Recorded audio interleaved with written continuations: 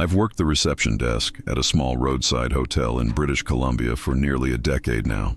Most nights pass the same way. The faint hum of the vending machine, the clock ticking above the door, and the occasional car headlights dissolving into the fog outside. It's the kind of place travelers forget the moment they leave. And yet, I've always found comfort in its sameness. Routine feels safe when nothing ever really happens. That changed one evening in early autumn, when a man arrived just before midnight. He carried no luggage, just a worn leather satchel and a strange calm that didn't belong to anyone I'd met before. His clothes were heavy, layered, and oddly old-fashioned, the sort of thing you'd see in a museum photo, not in a damp roadside inn. He spoke politely, but there was something about his words, a rhythm I couldn't place, as if they came from another century altogether. When I asked for his ID, he hesitated. The document he handed me looked real enough, though something about the texture and the ink felt wrong, almost too pristine for its supposed age. He first tried to pay with money I didn't recognize, then quietly exchanged it for bills that were, at least, the right kind. He avoided meeting my eyes for long, and I noticed he kept the brim of his hat low, his collar high, as though hiding from the world. When he realized there were security cameras above the desk, a flicker of discomfort crossed his face. Brief, but undeniable. He signed the logbook with a steady hand, thanked me, and asked for room 7, a room few guests ever request.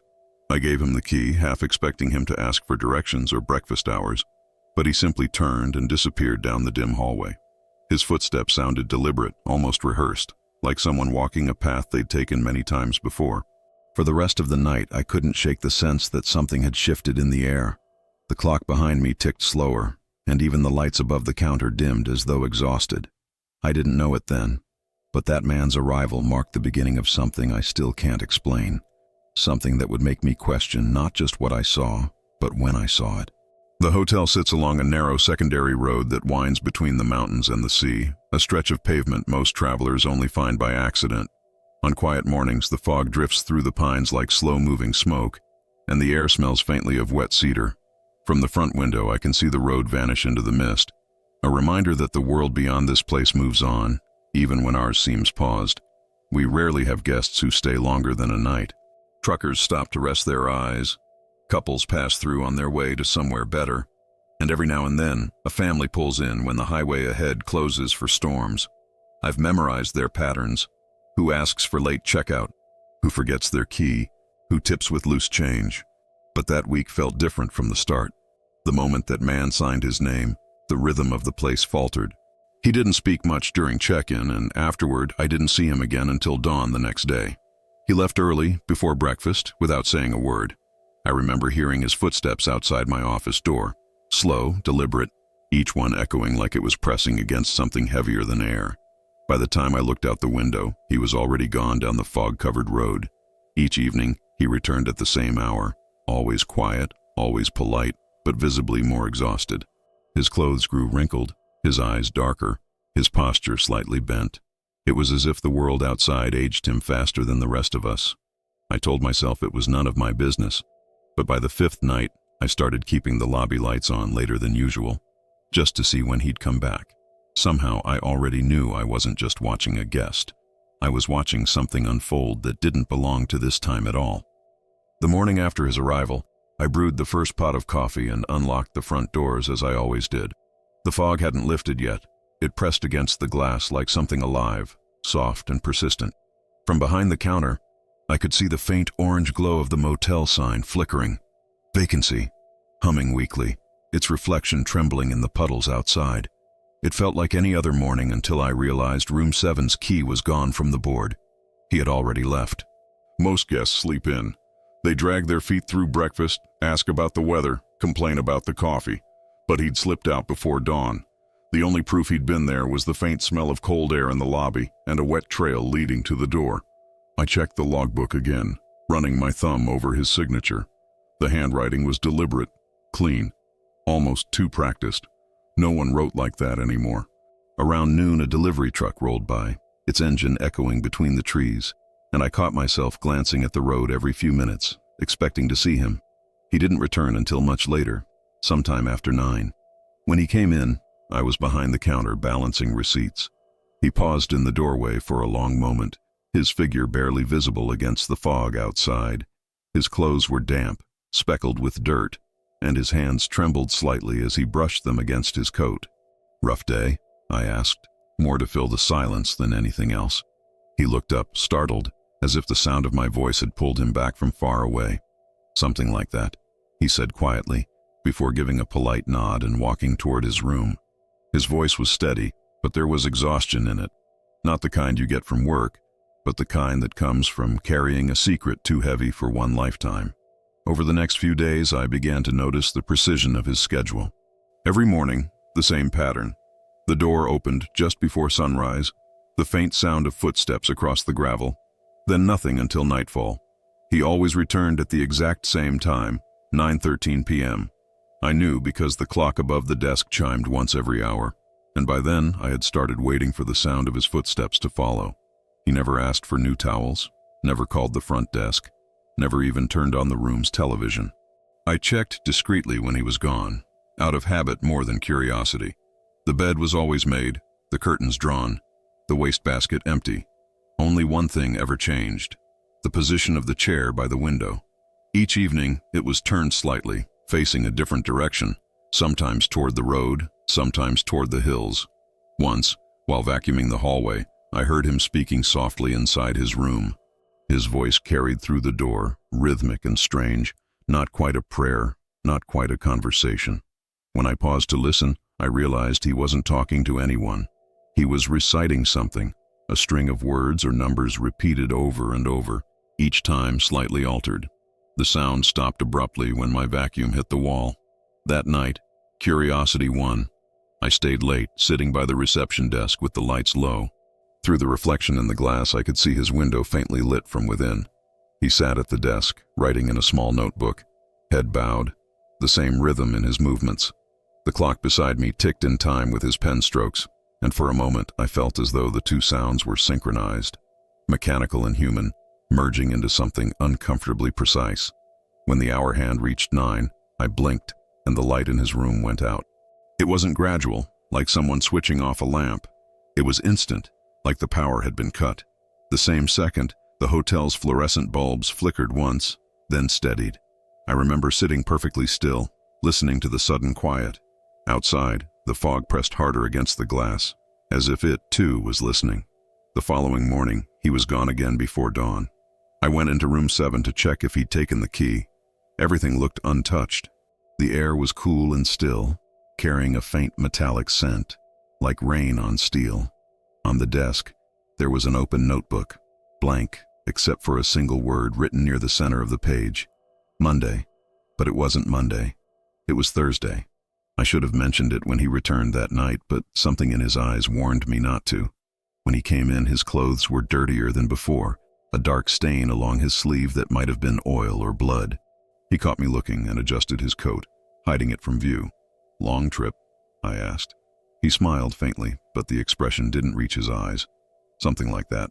Then he handed me a small bill, the exact change for another night.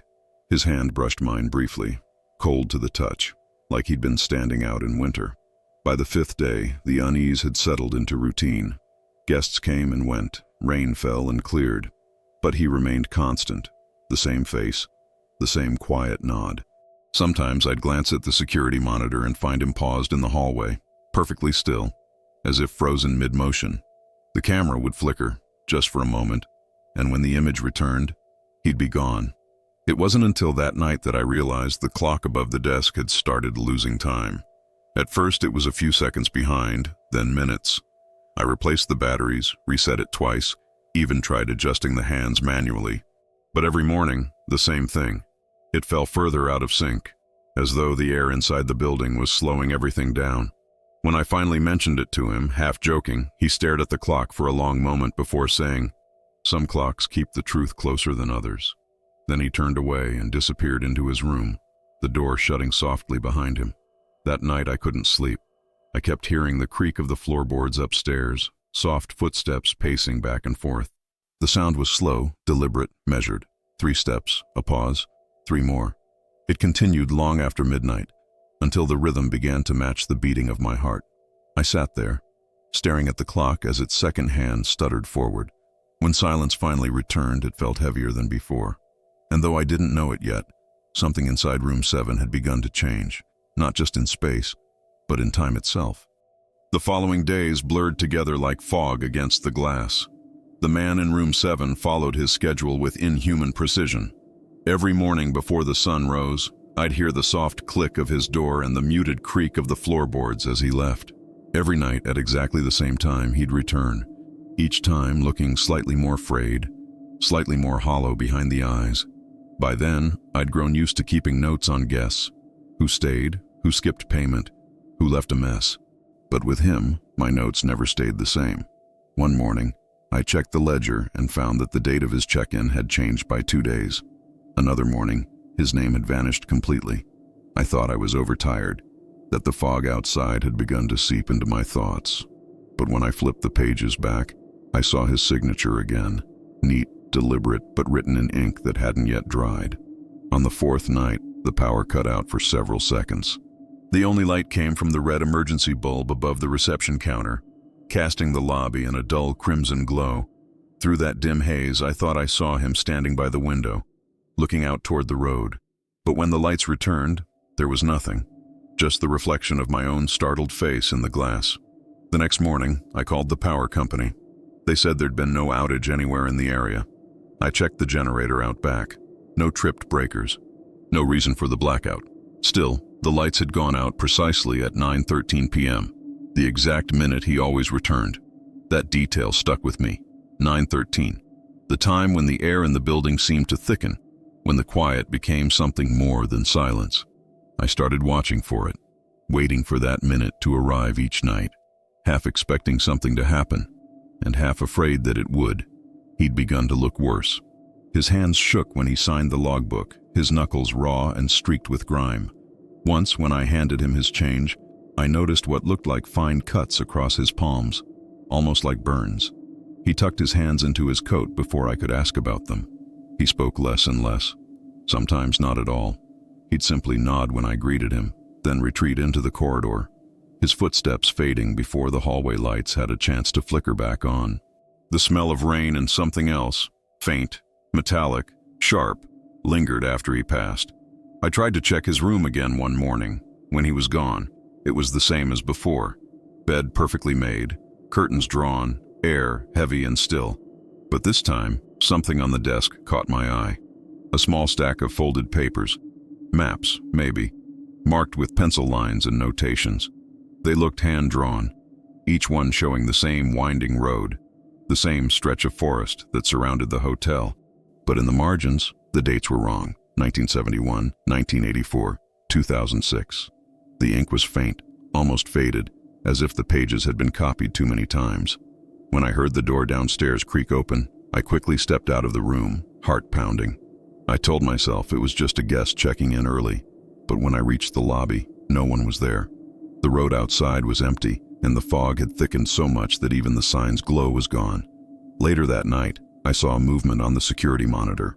The cameras were old, grainy, low-resolution things, but I could make out a figure in the hallway outside room 7. He wasn't moving, just standing there facing the door as if listening for something on the other side. The timestamp in the corner of the feed blinked erratically. When I rewound the footage, the minute counter looped backward for a few seconds before freezing completely. I printed a still frame from the tape. In the image, his head was turned slightly toward the camera. It was the first time I'd seen his face. The picture came out washed and distorted, but I could see enough. Pale skin, sunken eyes, and a look that didn't belong to anyone alive or dead. It was the look of someone caught between. That night, when he came back, I couldn't help staring. He noticed, of course. "Everything all right?" he asked, voice calm, but with something cold beneath it. "Fine," I said. "We've had some glitches with the power. You probably noticed." He tilted his head slightly, as though studying me. "Time isn't always what it seems here," he said quietly. "You'll see."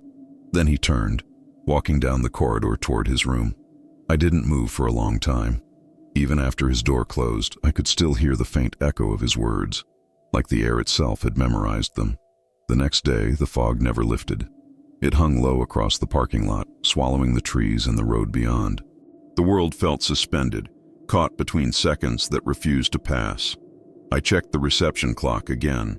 It had stopped completely, both hands frozen at 9:13.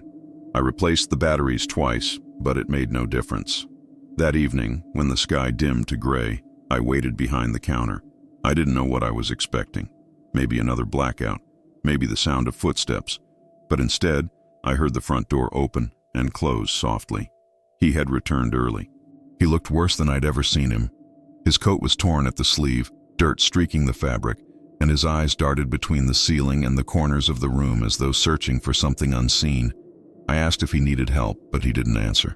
He walked straight to the stairwell, one hand pressed against the wall for balance, and disappeared into the upper hall. When I finally gathered the courage to check on him later, his door was locked from the inside. I called out once. No reply. Through the narrow space beneath the door, I saw light, not the warm yellow of a lamp, but a flickering white glow, sharp and unnatural. It pulsed once, twice, then vanished. For a moment, the entire building seemed to breathe. The floorboards flexed, the walls groaned softly, and I heard what sounded like distant wind, or maybe bells, moving somewhere deep within the fog outside. Then everything stilled again. I returned to the front desk and sat there until morning, staring at the frozen clock. Its hands hadn't moved all night, and for the first time since I'd worked there, I wished someone else had been on shift to see it too, because whatever had entered that hotel, whatever had taken residence in room 7, was no longer just a guest. It was something that didn't belong to our time, and somehow it had found its way back. By the 6th morning, I'd started keeping a record of my own. Notes scribbled in the margins of the guest ledger, timestamps, power flickers, even the shifts in temperature. It made me feel grounded, like if I could just track the pattern, I might understand what was happening. But the notes never matched the next day's reality. Pages rearranged themselves. Entries I was sure I'd written vanished. My handwriting looked older or newer, depending on when I looked.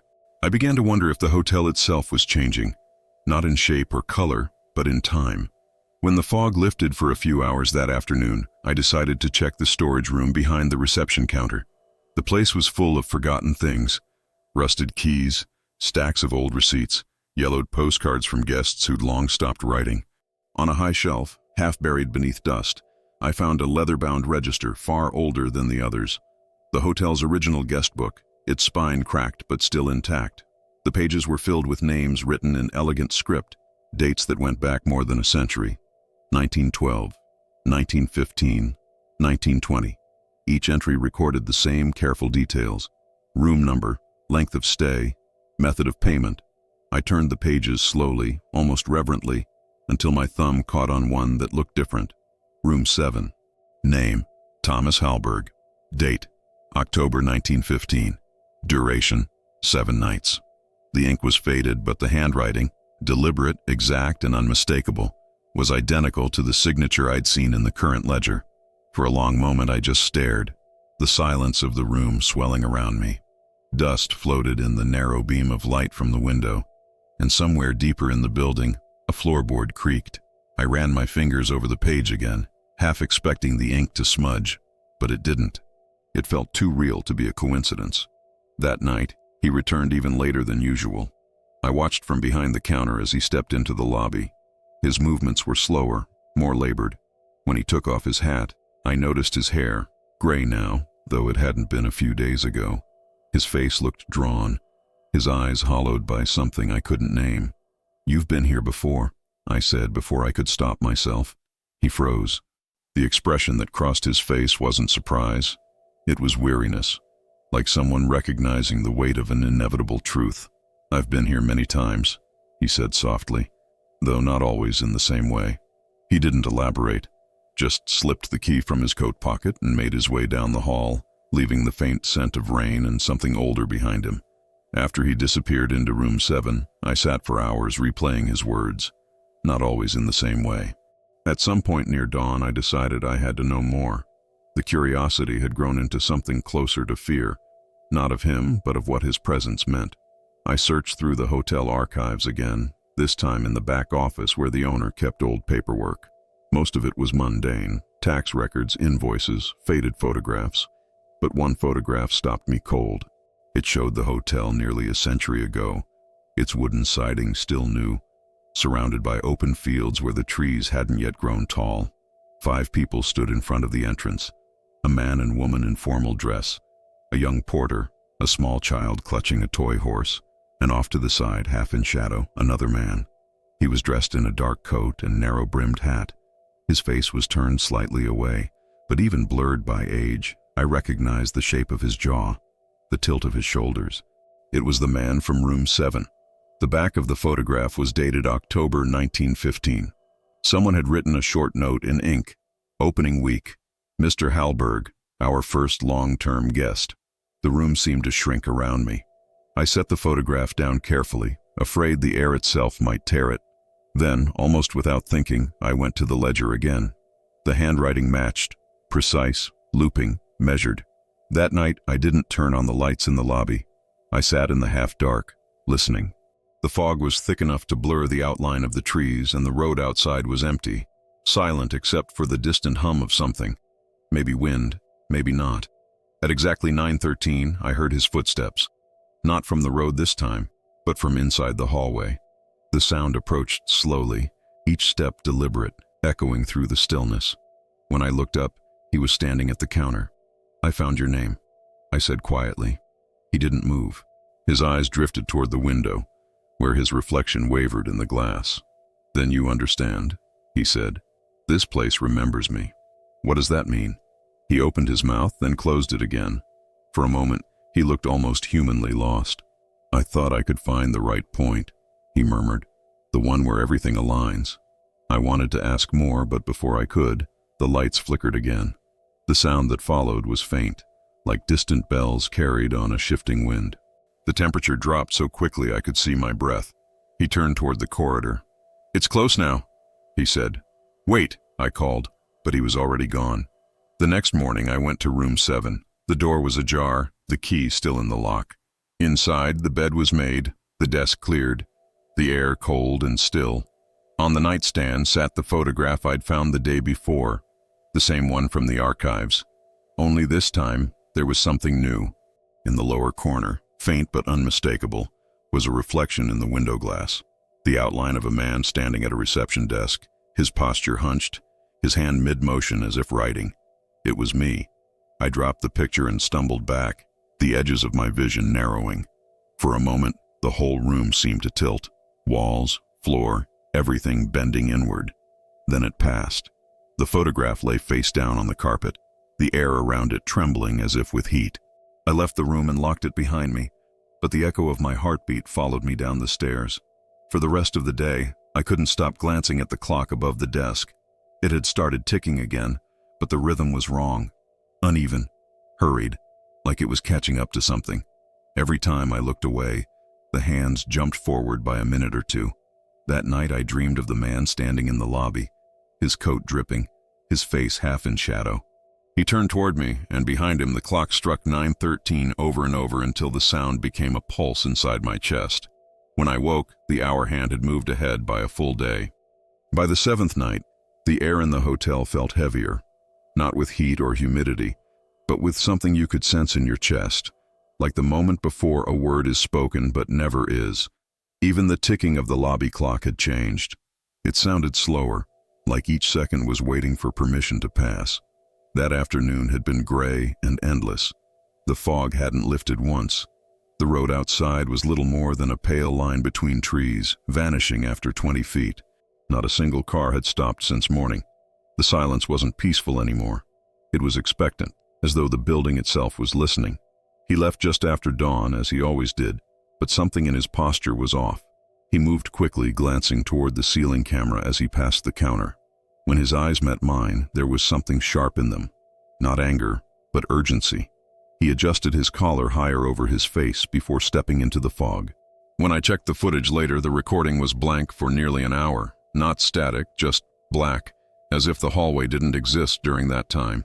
I rewound the tape again and again, watching the same nothing play out. On the timestamp, the minutes repeated, 8:14, 8:14, 8:14, before jumping suddenly to 9:05. He returned that evening later than usual, though I can't say how much later. The clocks disagreed with one another now. The one above the door, the old one in my office, the digital one on my phone. Each insisted on its own version of the truth. I no longer knew which to trust. When he stepped into the lobby, I noticed how much worse he looked. His coat was torn at the shoulder and his boots were caked with mud that didn't match the soil around here. Darker, heavier, almost clay. His hands shook as he placed his key on the counter. "Everything all right?" I asked. He didn't answer right away.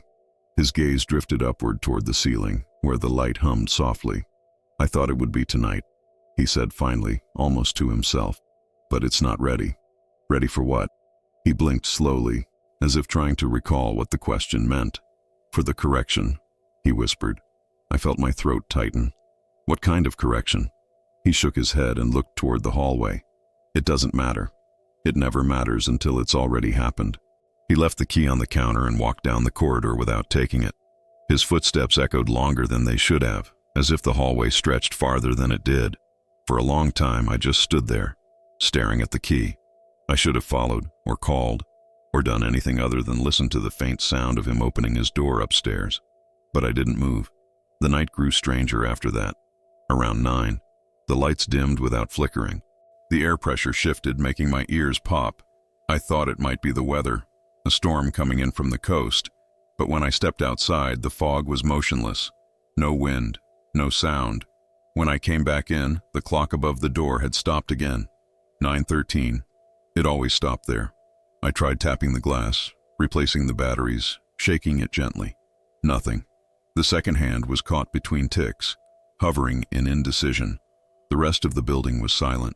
Even the pipes had stopped groaning. I could hear my own breathing, slow and uneven. I looked at the guest ledger on the counter.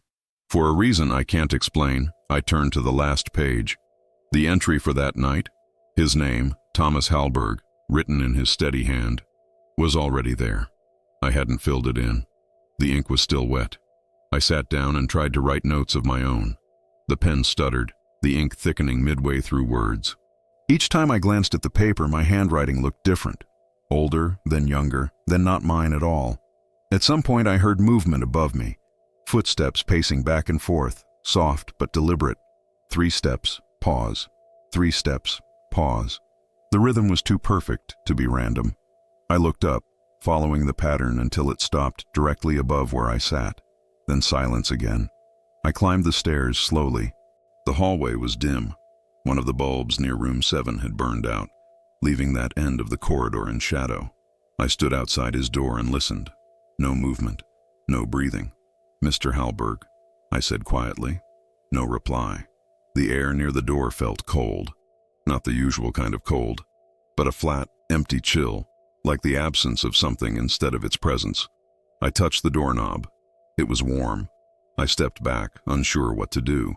For a moment, I thought I heard something faint from inside. Not footsteps this time, but a low ticking sound. I pressed my ear against the door. The ticking grew louder, then changed into something softer. The slow inhale and exhale of someone counting seconds. When I blinked, I thought I saw light under the door. A thin, white flicker, but it vanished before I could focus. I stayed there for what felt like minutes, maybe hours. Eventually, I returned to the lobby. The coffee had gone cold. The clock still read 9:13. I turned on the small desk lamp and opened the photograph again, the one from 1915.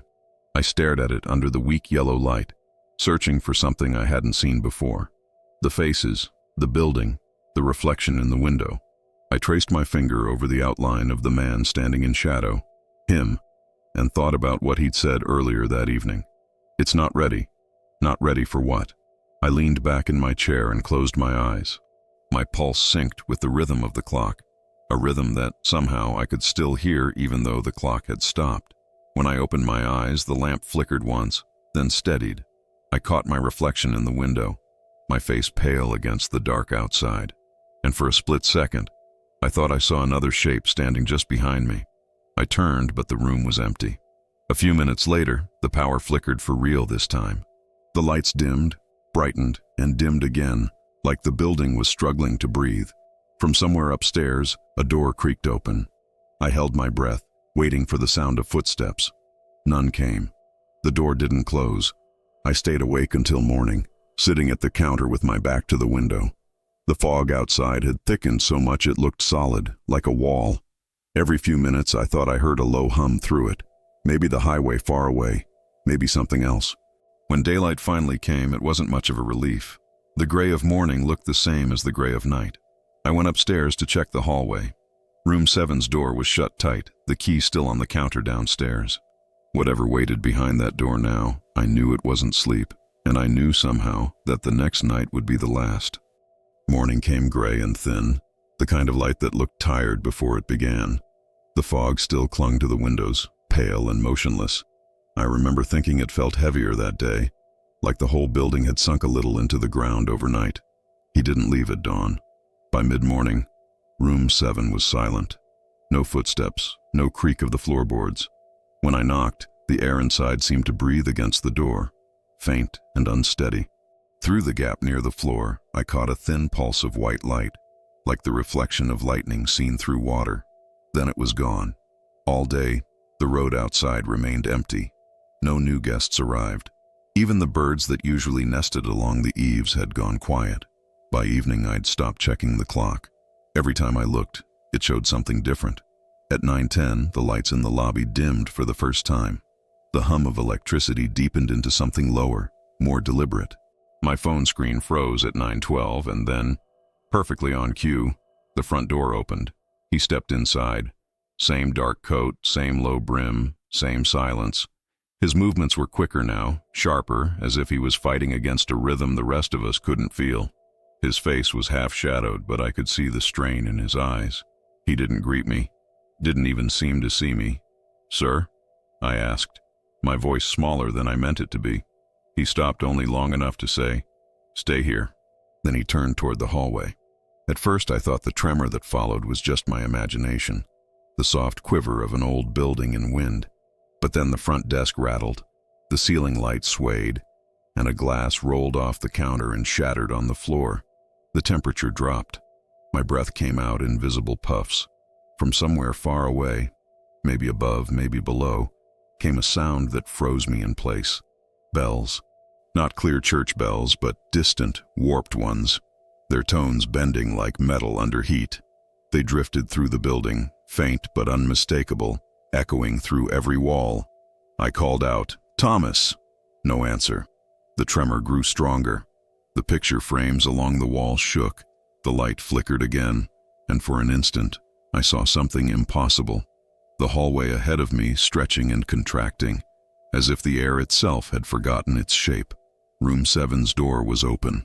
A blinding light leaked through the frame, white and soundless, pulsing in slow waves. The brass hallway clock above it began to spin, forward, then backward, its ticking turning into a steady mechanical whine. I took one step forward, shielding my eyes. The floor vibrated beneath me, and a sound like rushing wind filled the corridor. I could smell rain, earth, and something electrical, the scent of a storm that wasn't there. And then, in the light, I saw him. He was standing just inside the doorway, his back to me, his outline flickering like a figure caught between film frames. The edges of his coat rippled, his hat tilting slightly forward. He raised one hand as if to steady himself, and the air around him seemed to fold inward. The tremor peaked.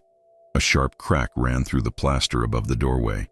Every bulb in the building flashed once, exploding in a brief halo of white.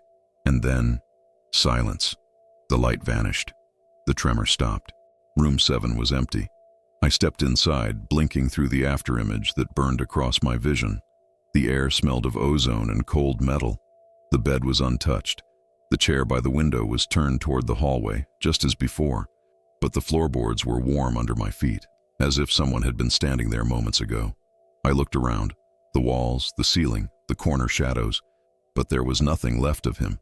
Not a coat, not a footprint, not even the faint smell of his cologne that had lingered all week. On the nightstand sat a small object, the brass pocket watch I'd never seen him use. It was open, but the face was shattered. Both hands pointed to 9:13. By morning, word spread. A man had been found near the bridge several miles east, his identity uncertain, his description vague. The time of death, they said, was shortly after 9. The police came before noon. 2 officers, Calm, professional, detached. They asked the usual questions. How long had he stayed? When did I last see him? Had he mentioned where he was going? I told them he hadn't mentioned much of anything, that he paid in cash, that he kept to himself, that he disappeared in the night. They asked to see the security footage. The tape for that evening was blank, not static, not even black, just missing, like the machine had forgotten that hour existed. They searched the room. The bed was made, the nightstand empty, the pocket watch was gone.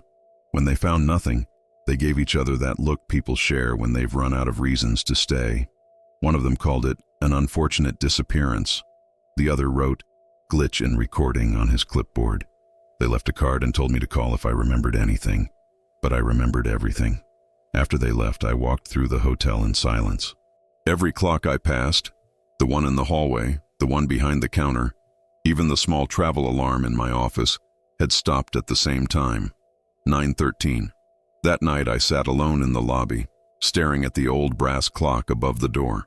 The tick that had filled every night of my life was gone. The silence between seconds had finally swallowed the sound itself. I tried to tell myself it was an electrical surge, a power fault, a coincidence, but the truth wouldn't bend a fit. Something had happened here, something outside what time was meant to hold, and I know that because I saw it. I saw a man vanish into light. I felt the air fold, heard the bells that belonged to no church in this province or any other. The evidence wasn't written on paper or captured on film. It lived in the seconds that refused to move forward. That's when I knew. He hadn't escaped. He hadn't fled. He had returned to wherever he came from. Maybe another year. Maybe another version of this same place. But not here. Not now. I looked once more at the ledger on the counter. His name was still there. Thomas Hallberg, room 7. The ink was fresh, as though it had been written that morning. And below it, in handwriting that looked almost like mine, a final line had appeared. Some rooms exist in more than one time. I turned off the lights and sat in the dark for a while, listening to the faint hum of the building settling. Outside, the fog began to thin, revealing the empty road. As I locked the front door, I glanced at the clock one last time. The hands had started again, slow and uncertain, as though relearning what direction to go. And in that quiet, I knew with absolute certainty what happened in room 7 wasn't normal. That man didn't just vanish. He went home. He was a traveler, not through places, but through time itself. It's been 3 weeks since that night, and the hotel has gone back to pretending it remembers how to breathe. The fog still rolls in at dusk. The clock still ticks when it feels like it, and I still sit behind the same desk, waiting for travelers who may or may not exist. The police stopped calling. Their report closed quietly under the label unsolved. I think that's the only word that fits. There's nothing to solve about what doesn't belong to this world's logic. Sometimes, late at night, I hear the faintest chime, a single note, like a bell heard through water. It lasts a second, maybe less. When it fades, the air feels thinner, as if something just left the room. The clock over the door still stops at 9:13 now and then. It starts again hours later, but never from where it left off. I've stopped fixing it. Some things don't want to be repaired. I've kept the old photograph locked away in the drawer, though every few days I look at it again.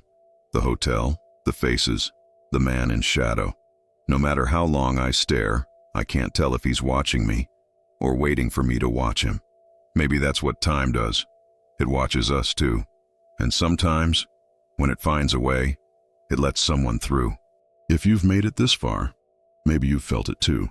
That strange familiarity in forgotten places. That faint echo between seconds when the world feels slightly out of order. If you'd like to stay a little longer in stories like this, of quiet roads, lost hours, and people who step between moments, then make sure to subscribe. Turn on the light beside you. Check the clock once more. And if it reads 9:13, maybe don't look away just yet, because some guests never really check out.